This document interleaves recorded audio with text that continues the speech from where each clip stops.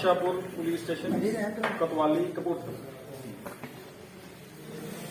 ਅਸੀਂ ਉਸ ਦਿਨ ਵੀ ਤੁਹਾਡੇ ਨਾਲ ਕੁਝ ਸ਼ੇਅਰ ਕੀਤਾ ਸੀਗਾ ਜਿਹਦੇ 'ਚ ਅਸੀਂ ਕਿਹਾ ਸੀ ਕਿ FIR ਅਸੀਂ ਐਸ ਪਰ ਲਾਅ 154 CRPC ਦੀ ਜਦ ਪੂਰੇ ਕਰਦੇ ਹੋਏ ਮੈਟਰ ਦੀ ਸੈਂਸਿਟੀਵਿਟੀ ਨੂੰ ਦੇਖਦੇ ਹੋਏ ਅਸੀਂ ਰਜਿਸਟਰ ਕਰ ਦਿੱਤੀ ਸੀ ਔਰ ਉਹਦੀ ਤਫਤੀਸ਼ ਜਾਰੀ ਹੈ। ਉਸ ਦਿਨ ਵੀ ਮੈਂ ਕਿਹਾ ਸੀ ਕਿ there is no visible sign of sacrilege जो उस दिन तक की एग्जामिनेशन सी। उस तो बाद साडे SHO सुपरवाइजरी अफसर के अंडर अजे तक तफ्तीश हुई है। मैं तफ्तीश का भागीदार नहीं है क्योंकि तफ्तीश तफ्तीशी अफसर ने करनी है, लेकिन जो ब्रीफ दिता गया है मैनू वो एज इट इज असी स्टैंड कर रहे हैं साडी उस गल ते तफ्तीश के बेस ते कि अजे तक कोई यह जी गल नहीं सामने आई कि there is any event of sacrilege. ये डाउट है कि हो सकता वो चोरी दे वास्ते जां किसी होर मैटर लिए उस अंदर घुसिया होए। और उस तो बाद जदों इन्हां नूं पता लग्या जो अजे तक जी वेरीफिकेशन हुई है वो ये कहती है कि ये बाहर भज्या है, उन्होंने दोबारा लैके आए। उस तो बाद जो कुछ होया SHO पहलों मौके ते आए ने, DSP सब डिवीजन मौके ते आए ने, 2 SP साहिबान आए ने। अल्टीमेटली जदों उन्होंने सारी किसी की गल नहीं सुनी SSP भी मौके ते आए। उस तो बाद इस कोई डाउट नहीं है कि वो इंसान जड़ा मारिया आ वो निहत्था सी। सैक्रिलेज की कोई सामने गल नहीं आई। फिर भी कुटमार करके लाइव होके क्राउड को इकट्ठा करके जो भी करने की कोशिश की गई अमरजीत सिंह वालों और उसके साथियों वालों वो सारिਆਂ ਦੇ सामने सोशल मीडिया ਤੇ ਨਹੀਂ है। ਸਾਨੂੰ उस दिन भी लगता ਸੀਗਾ कि यह कतल का केस है बनता है, लेकिन थोड़ी जी तफ्तीश पोस्टमार्टम की वेट SHO की सजैशन कुछ पॉइंट्स इहो ਜਿਹੇ ਸੀਗੇ ਜਿਹੜੇ बड़े सेंसिटिव ਸੀਗੇ ਤੇ ਅਸੀਂ ਸੋਚਿਆ कि उस गल ਨੂੰ ਵੈਰੀਫਾਈ कर लिया जाए। उस गल ਨੂੰ ਅਸੀਂ ਵੈਰੀਫਾਈ ਕੀਤਾ। ਅਸੀਂ ਮੀਨਸ ਸਾਡੀ ਇਨਵੈਸਟੀਗੇਸ਼ਨ ਟੀਮ ਨੇ ਵੈਰੀਫਾਈ ਕੀਤਾ। SSP ਸਾਹਿਬ ਕਪੂਰਥਲਾ ਦੀ ਸੁਪਰਵਿਜ਼ਨ ਚ ਚੈਕਿੰਗ ਕੀਤੀ ਗਈ ਜਿੱਥੋਂ ਗੱਲ ਅਲਟੀਮੇਟਲੀ ਇਹ ਨਿਕਲੀ and we have decided that it is a brutal murder of an innocent person, unarmed, and law will not be able to tolerate it. Law is very cruel and very clear on this, and these people should face justice so that law can set an example. We have done it.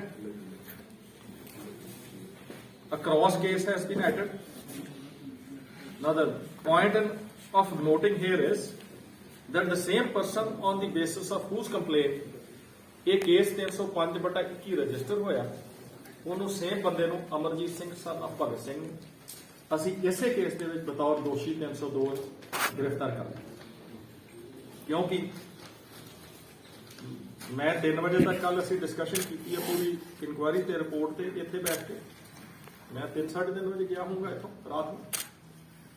And it is very clear, we are all on the same page, that there was no case of sacrilege till now, but he was brutally murdered by a well-planned conspiracy, which we have not been able to detect, clarified as yet.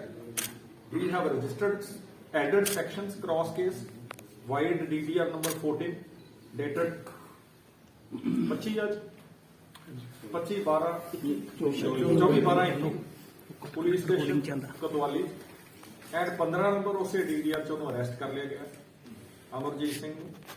कारण everything was planned by him. He was the initiator. He started everything. He called everyone and he called people known to him on his phones. Many of them are being not have been identified. If some out of this ਹੁਣ ਸਾਨੂੰ 2 ਦਿਨ ਦਾ remand ਮਿਲਿਆ ਅਮਰਜੀਤ ਸਿੰਘ ਦਾ we will verify ਕਿ ਕਿਹੜੇ ਕਿਹੜੇ ਬੰਦੇ ਨੇ। ਦੇਖੋ ਅਸੀਂ 19 ਤਰੀਕ ਨੂੰ ਜੋ ਹੋਇਆ ਉਹਨੂੰ ਕੰਟੀਨਿਊ ਕੀਤਾ ਹੈ।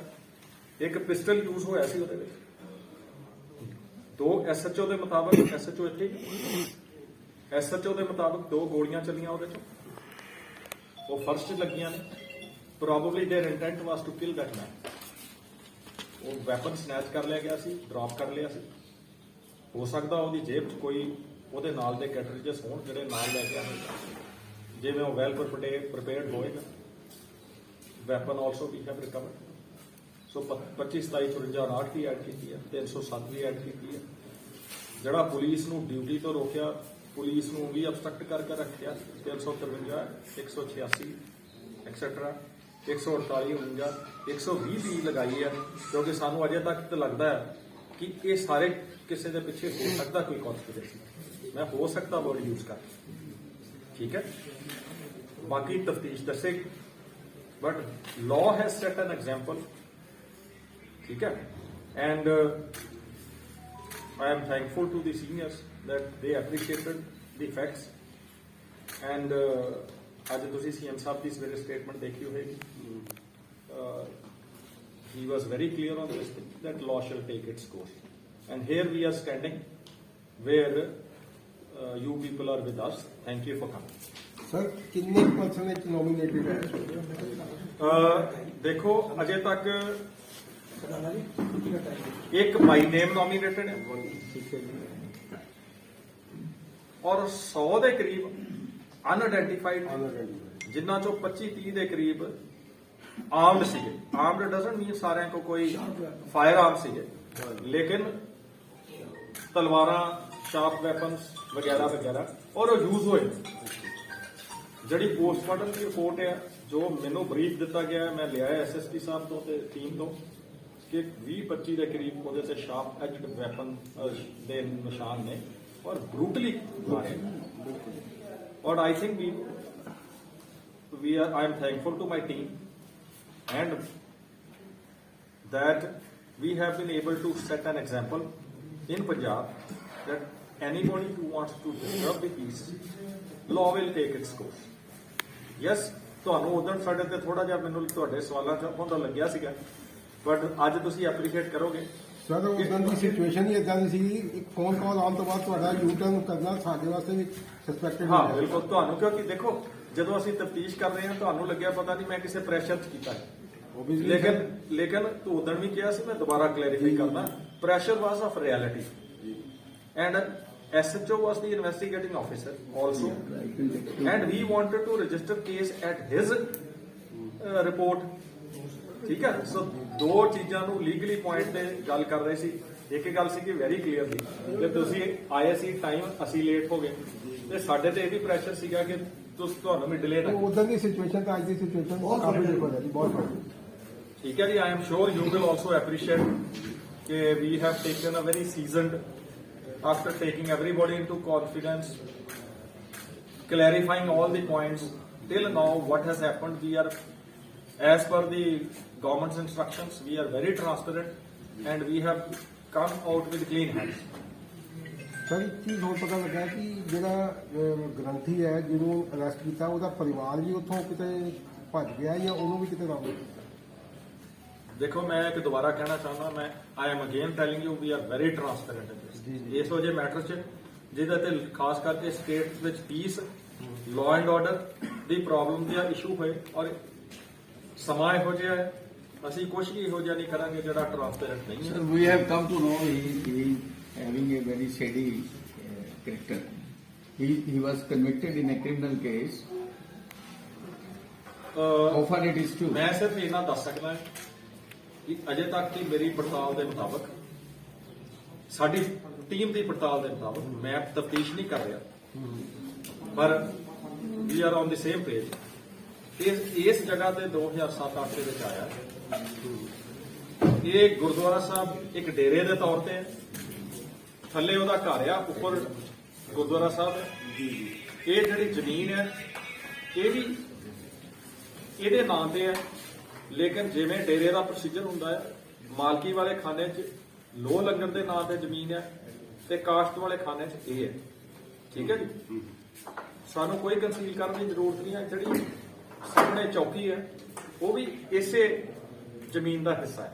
My question is whether he was convicted in a court or not.